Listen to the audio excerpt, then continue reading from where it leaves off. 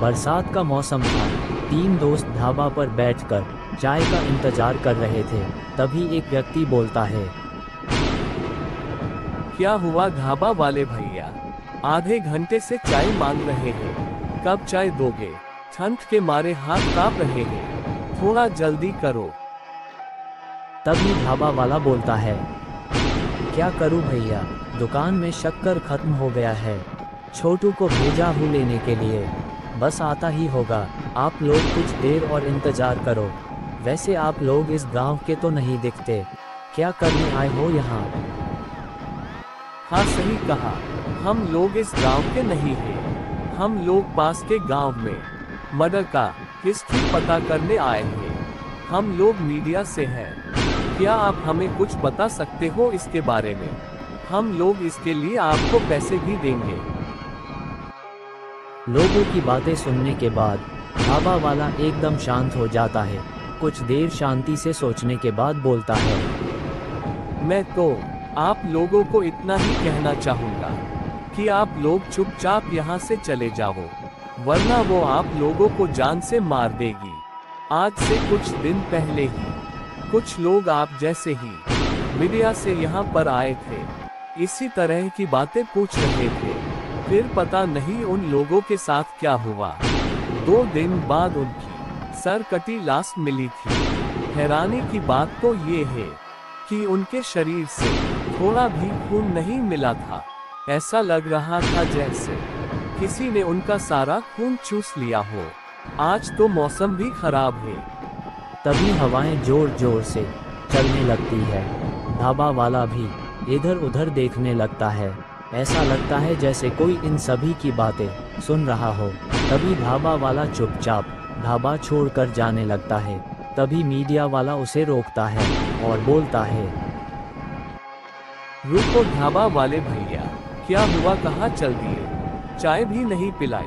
हम लोग कितने देर से इंतजार कर रहे हैं चाय का, और आप बिना कुछ बोले ही चल दिए। सुनो, रात बहुत ज़्यादा हो गई है। मुन्ना भी कब का शुगर लेने गया है, अभी तक वो भी नहीं आया। मैं दुकान छोड़कर अपने घर जा रहा हूँ। शायद मुन्ना आएगा तो दुकान बंद कर देगा। तुम लोग भी जल्द से जल्द यहाँ से चले जाओ, इससे पहले कि कुछ अनर्थ हो जाए। चले जाओ यहाँ से। ढाबा वाले की बातें सुनकर सभी के सभी हैरान थे। किसी को कुछ समझ में नहीं आ रहा था कि अचानक ये क्या बोल रहा है। इतना बोलने के बाद ढाबा वाला वहाँ से चला जाता है। तीनों दोस्त ढाबा के पास मायूस खड़े थे। तभी वहाँ पर कुछ देर बाद छोटू हाथ में लालटेन लेकर आता है और बोलता है, अरे साहब, आप लोग अभी तक गए नहीं यहाँ से। चले जाओ, मैं दुकान बंद करने जा रहा हूँ। और हाँ, आज बरसात भी बहुत तेज होने वाली है। शक्कर भी नहीं मिला, मुझे माफ कर देना। इतना सुनने के बाद तीनों वहाँ से चले जाते हैं और छोटू अपना सामान घर के अंदर रखने लगता है। बरसात जोर जोर से हो रही थी। बिजली बहुत जोर से चमक रहा था। रास्ता एकदम सुनसान था। हवाएं की सनसनाहट उनके कानों में घुस रही थी। उनके पैरों की आवाज़ें भी तीनों को डरा रही थी। तभी उन्हें किसी के पायल की आवाज़ सुनाई देती है। रात के अंधेरे में भी उसका शरीर मानो जैसे सोने की तरह चमक रहा हो। उसके घुंघराले बाल ऐसा लग रहा था जैसे कोई स्वर्ग की अप्सरा जमीन पर उतर आए हो। तीनों उसे देखते ही रह जाते हैं। यार, तुम लोगों ने देखा ना, क्या थी वो? मुझे लगता है वो कोई स्वर्ग की अप्सरा है। तुम लोगों ने देखा ना, उसके शरीर पर कितना सोना था। हमें उसे ऐसे ही जाने नहीं देना चाहिए। अगर हम लोगों ने उसे पकड़ लिया तो कल सुबह न्यूज़ की हेडलाइन पर हम लोग ही दिखेंगे। रातों रात फेमस हो जाएंगे। इस तरह का रिस्की काम भी नहीं करना पड़ेगा। दिनेश, तू जाकर गाड़ी में से कैमरा और माइक लेकर आ। हम लोग लाइव टेलीकास्ट करेंगे। आज हम लोगों के लिए बहुत बड़ा दिन है। किसी भी हाल में हम मौका नहीं गवा सकते और हम दोनों उस सुंदरी के पीछे जाते हैं, नहीं तो अंधेरे में कहीं गायब हो जाएगी।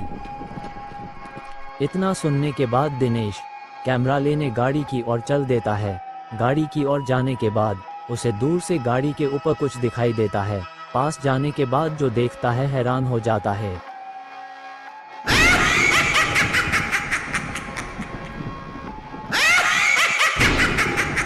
इतनी भयानक चुड़ैल और डरावनी आवाजें सुनकर दिनेश वहीं गिरकर मर जाता है।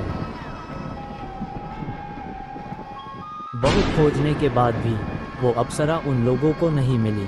दोनों पानी में भीगते हुए उदास दिनेश के आने का इंतजार कर रहे थे। काफी इंतजार करने के बाद उन लोगों को फिर वही अप्सरा दिखती है। इससे पहले कि अप्सरा रात के अंधेरे में कहीं फिर से गायब हो जाए, दोनों उसके पास तेजी से दौड़ने लगते हैं। फिर से गायब हो गई। इस तरह तो हम उसको कभी भी नहीं पकड़ सकते। हम दोनों को अलग अलग जाकर खोजना पड़ेगा। बादल तू उस तरफ जा और हाँ, जैसे ही तुम्हें अप्सरा दिखे मुझे जोर से आवाज लगाना भूलना मत। तभी बादल सुमित से अलग हो जाता है और अकेले खोजने लगता है। कुछ दूर जाने के बाद बादल को पीछे के एक आवाज सुनाई देती है। क्या तुम मुझे खोज रहे थे? इतना सुरीली आवाज सुनकर बादल आश्चर्य हो जाता है और जैसे ही पीछे मुड़कर देखता है, अप्सरा उसके पीछे खड़ी होती है। इतनी सुंदर औरत उसने कभी नहीं देखी थी। औरत को देखते ही रह जाता है। मैंने बहुत सारी महिलाएं देखी है, पर तुम्हारे जैसा सुंदर स्त्री कभी नहीं देखी। वैसे कौन हो तुम और इतनी रात को बारिश में क्यों भीग रही हो? क्या तुम्हारा कुछ गुम हो गया है या किसी को खोज रही हो? मेरा नाम चंद्रकला है और मैं इसी गांव की हूँ। मुझे बारिश और अंधेरा बहुत पसंद है। मैं हर रात को गांव में घूमती हूँ।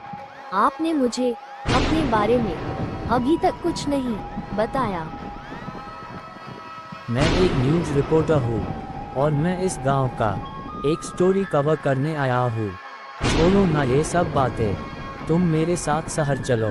इस तरह की भूथा गांव में क्या रखा है? चलोगी ना मेरे साथ? नहीं, मैं नहीं जा सकती। ये गांव जैसा भी हो, मुझे यही रहना है। ये गांव मुझे बहुत पसंद है। तुम यहाँ से चले जाओ।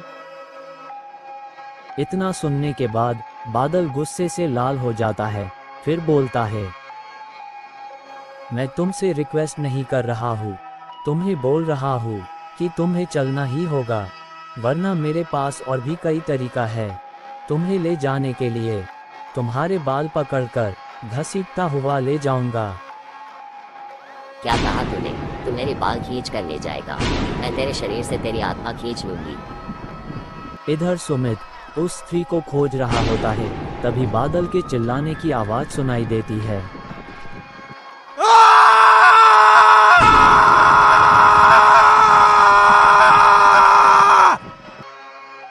बादल की इतनी भयानक आवाज सुनकर सुमित डर के मारे अपने गाड़ी की तरफ दौड़ने लगता है और गाड़ी के पास जाने पर वहां का नजारा देखकर डर के मारे कांपने लगता है। गाड़ी के पास बादल की लाश देखकर सुमित डर जाता है। इससे पहले कि सुमित कुछ समझ पाता, पीछे से चुड़ैल के हंसने की आवाज सुनाई देती है। आवाज बहुत डरावना था। सुमित दौड़ता हुआ गाड़ी स्टार्ट करता है और वहां से भागने लगता है।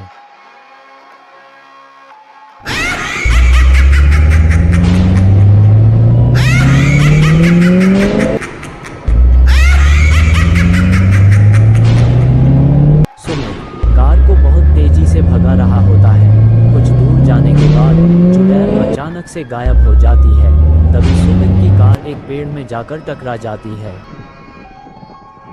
एक्सीडेंट के बाद सुमित कार से बाहर निकलता है और इधर उधर देखने लगता है।